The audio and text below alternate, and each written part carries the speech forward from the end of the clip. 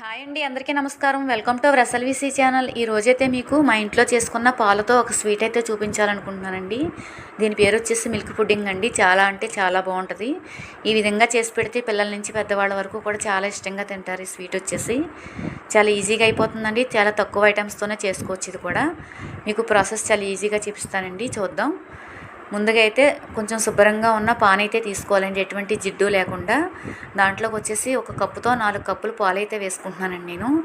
మొత్తం పాలు వచ్చేసి 1/2 లీటర్ పాలండి. అవి మీకు కొలత ప్రకారం చూపించాలనేసి 4 కప్పులతో వేసుకుంటున్నాను. మీకు చూసారు కదండి, 4 కప్పులు పాలు వేసేసుకున్నానండి నేను. దాంట్లోకి వచ్చేసి అదే కప్పుతో సేమ్ 1 కప్పు పంచదార కానీ పటిక బెల్లం పొడి కానీ వేసుకోవాలి. నేనైతే పటిక బెల్లం పొడి వేసానండి. సేమ్ అదే కప్పుతోటి 1 కప్పుతోటి కార్న్ఫ్లోర్ అయితే వేసుకున్నానండి. ఇది వచ్చేసి 2 స్పూన్ల వరకు పాల పొడి వేసాను. ఇదంతా మొత్తం కలిసేలాగా ఉండలు లేకుండా కలుపుకోవాలి. మీకు అర్థమైంది కదండి, 4 కప్పుల పాలకి 1 కప్పు పంచదార కానీ పటిక బెల్లం పొడి కానీ 1 కప్పు కార్న్ఫ్లోరు 2 స్పూన్లు పాల పొడి.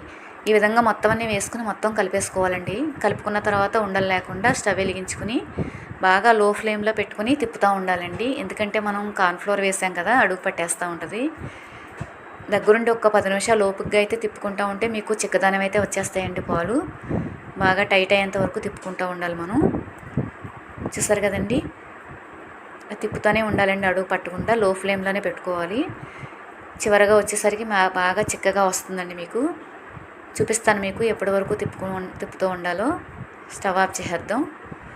చూసారు కదా, గరిటతో పైకి లేపి మీకు ఈ విధంగా పైనుంచి వేస్తే మీకు చూసారు ఇలా జారుతుంది అనిపిస్తే మీకు స్టవ్ ఆఫ్ చేసుకుందామండి.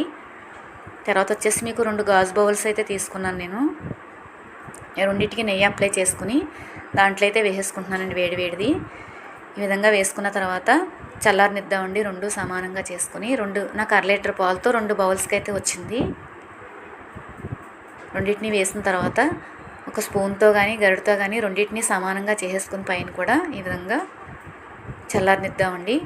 చల్లారిన తర్వాత మూత పెట్టేసుకుని వీటికి ఒక 2 గంటల పాటు అయితే ఫ్రిడ్జ్లో పెట్టుకుందాం.